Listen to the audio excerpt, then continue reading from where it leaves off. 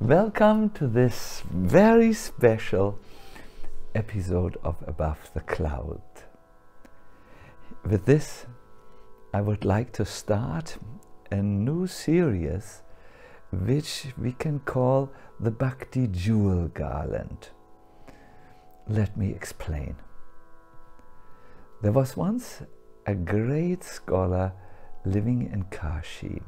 Word came to Puri that he's actually a great Vaishnavas, and Chaitanya Mahaprabhu heard about him. But the devotees who were there around Gauranga Mahaprabhu, they said, it can't be, because Vishnu Puri is residing in Kashi. From this we can understand that he has a strong inclination for jnana and for obtaining impersonal liberation. You always choose your residence according to where it's possible to achieve your ends. But in reply, Sri Chaitanya Mahaprabhu explained that Vishnu Puri's mind was only fixed on Krishna. In fact, he would be was the greatest devotee. In order to prove this, Sri Chaitanya Mahaprabhu wrote a cryptic letter to Vishnu Puri. Kindly send a garland of jewels for me. I would like this very much. When Vishnu Puri received this letter, he smiled, and he understood the intention of Sri Chaitanya Mahaprabhu.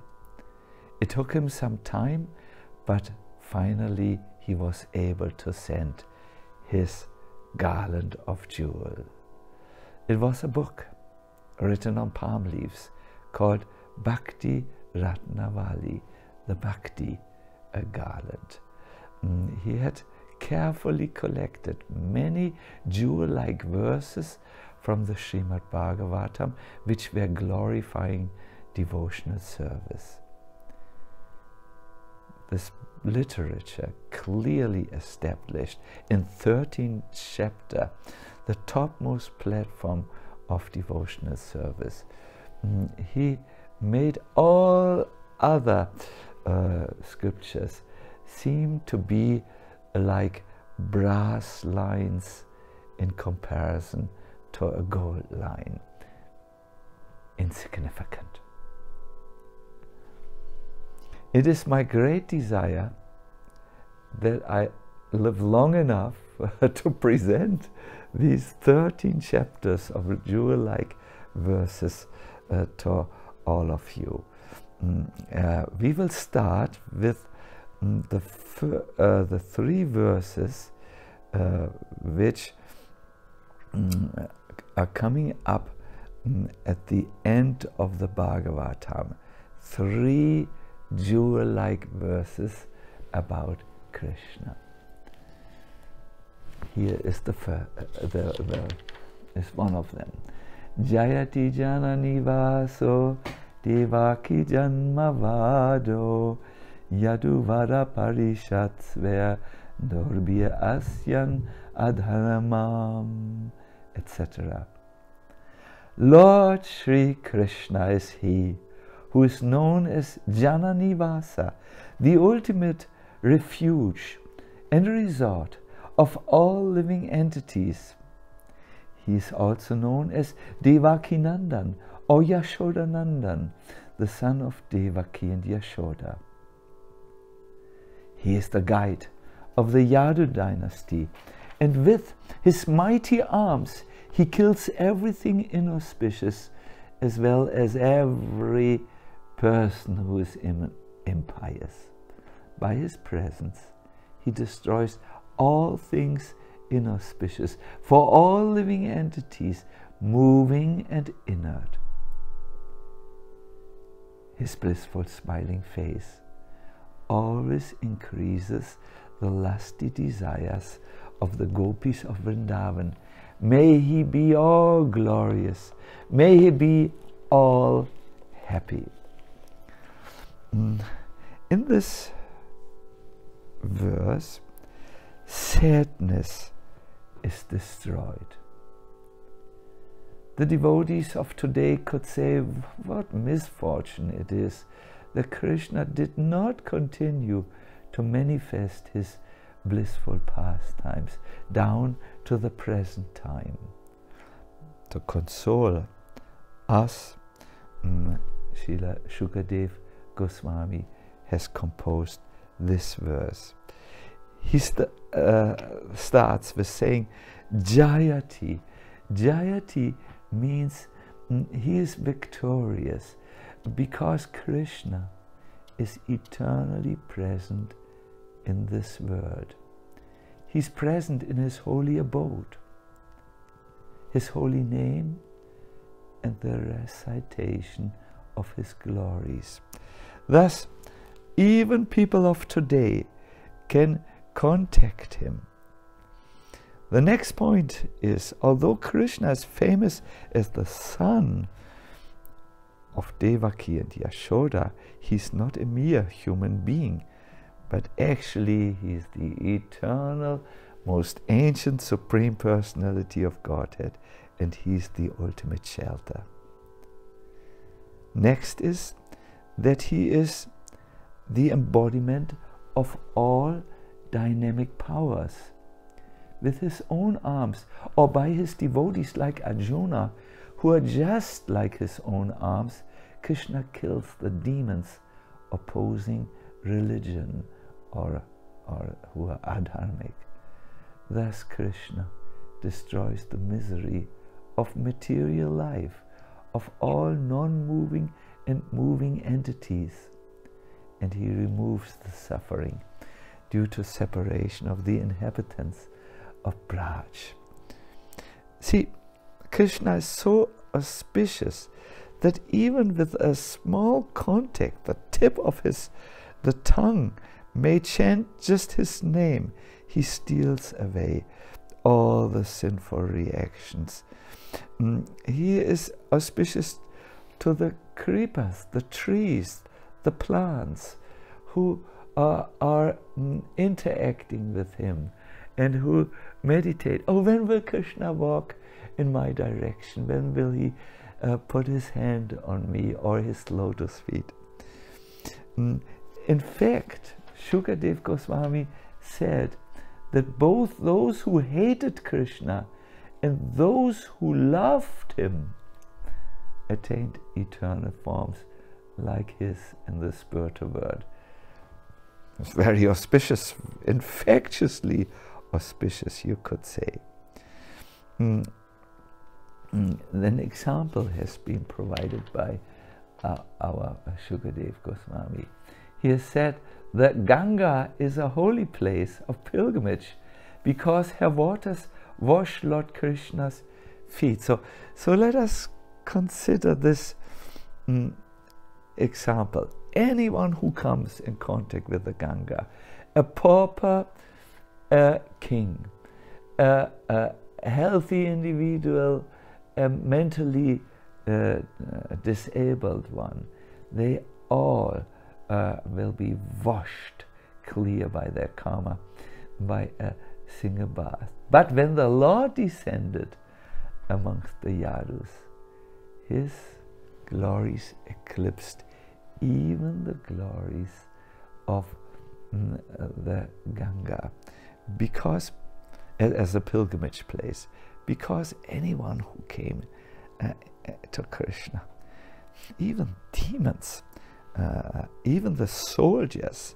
at the battlefield of Kurukshetra who opposed him, were blissfully leaving their bodies and attained him. The next point is that Krishna is the transcendental kāma-devam, or God of love. Srila Vishwanath Chakravarti Thakur, whom I'm quoting often in these Above the Clouds episodes, gives an illustration. He says, the transcendental kāma-devam is a brilliant spiritual personality arising from Krishna's own internal spiritual nature. All living entities in this material world have sensual desires, but Krishna is a transcendent God of love who is able to even quell or stop these material desires in anyone who comes in contact with him. Someone who comes in contact with the transcendent kāma-dev has only one desire left, eventually. How can I serve you, my Lord? How can I please you? And so on and so forth. This is what Krishna consciousness does with us. Krishna charms the world through the adi-ras, the original taste, the original pleasure,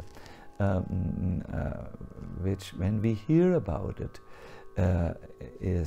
we are becoming purified in the heart.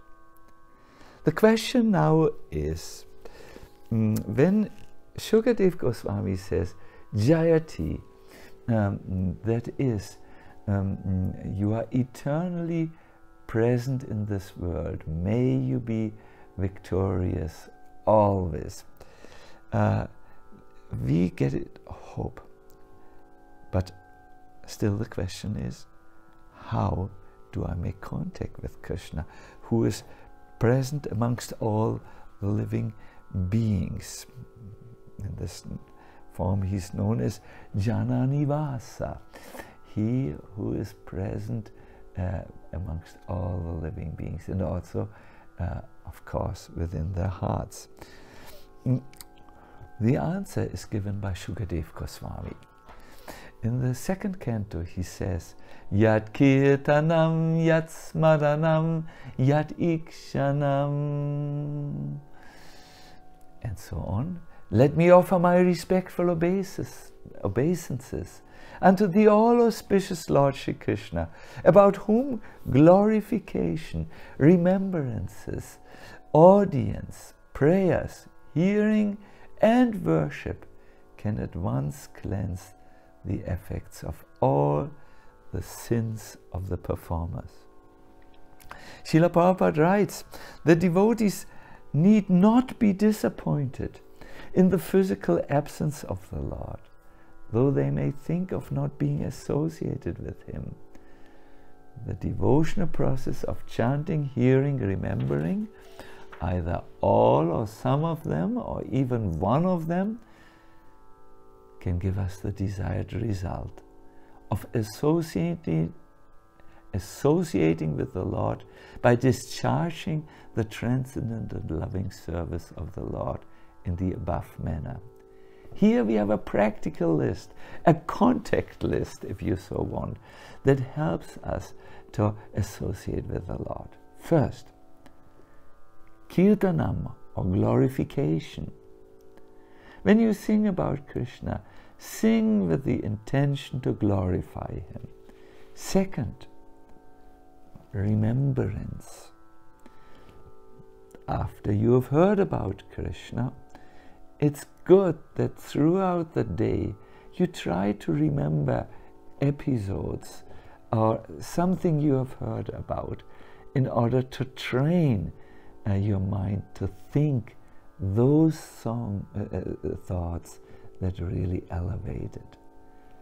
Third, audience. For this, you can move into the temple, see the deities of the Lord. Fifth, prayers. Sixth, hearing. Best is from devotees, because then the nectar, the honey, so to say, of Krishna's lotus feet is more open and visible. And last and not least, worship.